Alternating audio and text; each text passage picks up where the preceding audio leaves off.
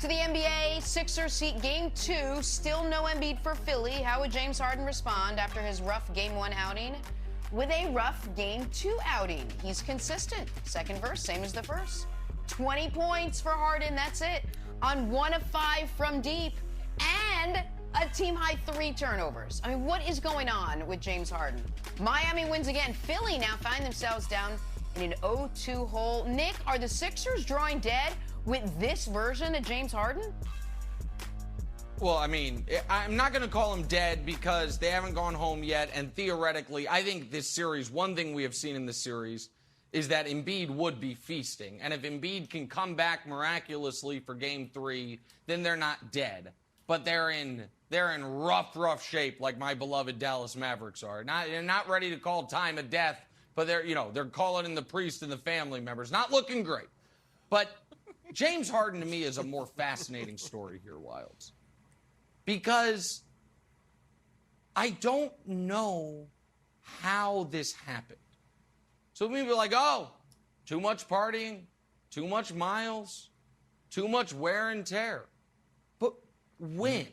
So let's just go back to moments over the last 2 seasons. His first 3 games of last year with Houston, he averaged 37 and 11.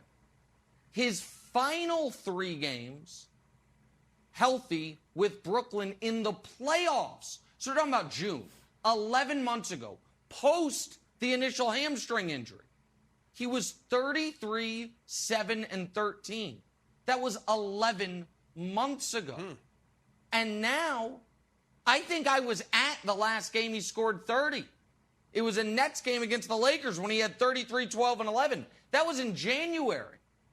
And when you watch him, Wilds, one of the things that made him great was that he could, it's kind of nuanced, but he could jump off either leg. You didn't know, it's why he's the greatest Euro stepper ever, because he could jump off either leg. He can't do that anymore.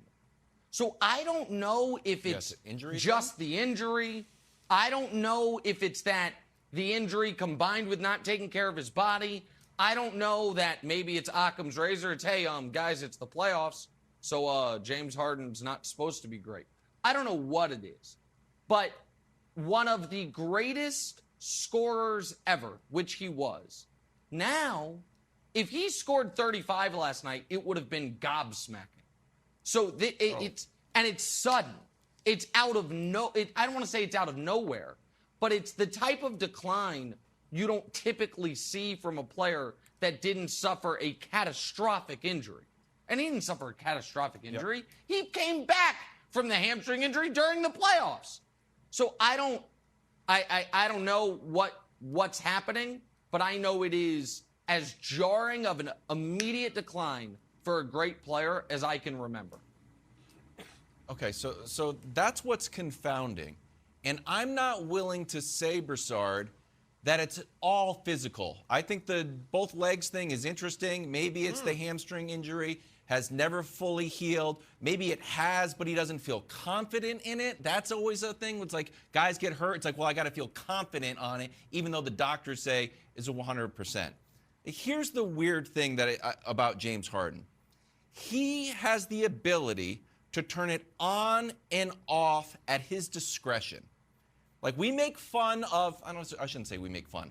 I think people take shots at Russell Westbrook because you'll see Russell Westbrook's team sometimes down 25 points in the fourth quarter, and Westbrook will catch a dunk and act like the game is close. And it's like, what is this guy doing? Oh, he doesn't know, look, scoreboard. But it's because he can't turn it off. He can't turn it off. He's like, if I hear the music, I'm going to dance. If the ball's rolling around, I'm going to play my best. Harden can turn it off. He turned it off with Houston. He turned it off with Brooklyn. And now part of me thinks that he's not turning it off in protest necessarily, but he has turned it off. So I think there's a frustration that maybe, I know Windhorst called it the new normal. I don't know if that's true 100%. I think there's an element where he turned it off. And Sixers fans and just basketball fans in general want him to turn it on. Man, believe in yourself. Don't take just a handful of shots in the second half. We need you, Embiid's not here. So the ability for him to turn it on and off, for me, Broussard, is the most confusing part of his game. Yeah, and you mentioned, shooting the second half. There you have it, his shot chart from the second half. Look, in the 2 games, Wilds, James Harden in the second half is 2 for 9 with 8 points and 6 assists. That's the equivalent of a full game. Doing? In the second half, 2 for 9, 8 points, 6 assists. The Sixers have been outscored 115 to 92 over that stretch. So that's the series right there. And you guys make some interesting points, Wilds. Yeah, maybe some of this is mental. First of all, the hamstring. And I know the hamstring's nothing to play around with, right? But I joked about maybe it's the worst hamstring injury in the history of American sports. But it's really looking like that if you blame the hamstring. I've never seen a hamstring injury take a guy out of his game like this. Go ahead, Nick. No, I wasn't trying to interrupt you. I was just trying to build on it. He suffered the hamstring injury during last regular season. He then came back, Brew, and was excellent in the playoffs. Again, averaged 33, 7, and 13 in the final 3 games against Boston in the playoffs last year. He then retweaked it in the first playoff game against Milwaukee. But it was just a tweaking. You know how I know? Because he only missed 3 games. He came back. Now, he didn't look like himself, but he was healthy enough to be on the court. But Brew, and I caught a lot of flack for this from other media members. He stopped looking like James Harden game 1 of this regular season. And you and I talked about it. Like, wait, is it the new rules? Wild's like maybe it was the new ball. Yeah. Game 1 of the regular season on this show, we talked about how he wasn't taking 2-pointers anymore. Remember? He wasn't getting in line, wasn't taking 2s. He was still passing and he was still shooting 3s, but that was it. This whole year has been baffling. And maybe the Mirage, Brew, was the first 3 games with Philly. When he's running the stairs, averaging 27 and 12 again, looking amazing. And that the rest of the season, a year ago. He's kind of been the same guy. That feels like 5 years ago. What's interesting is that you would think that Harden had the game to play well even as he ages. He's skilled. He's as skilled as it gets. His handle is great. He's a smart player, high basketball IQ. He can pass. He can shoot. His game should not be predicated on, I've got that burst to beat my man off the dribble.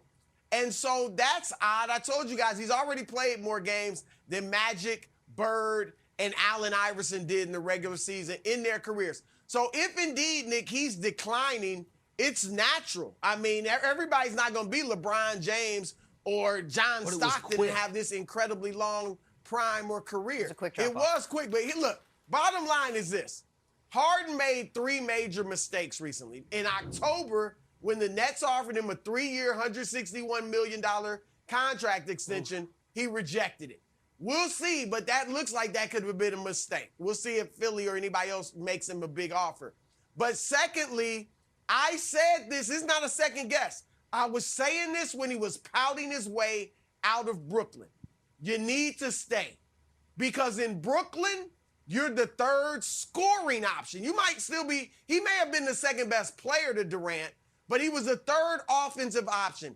In the playoffs, it was going to be Durant in the clutch moments, Kyrie in the clutch moments, and all Harden had to do was handle the basketball and feed those guys. All right, now in Philly, even if Embiid were there, Harden was going to have to step up in the clutch in the big playoff games, which we know he hasn't been able to do that often. And so I think he put the spotlight and a target back on his back when he went to Philly because he became a part of a big 2 instead of a big 3 in Brooklyn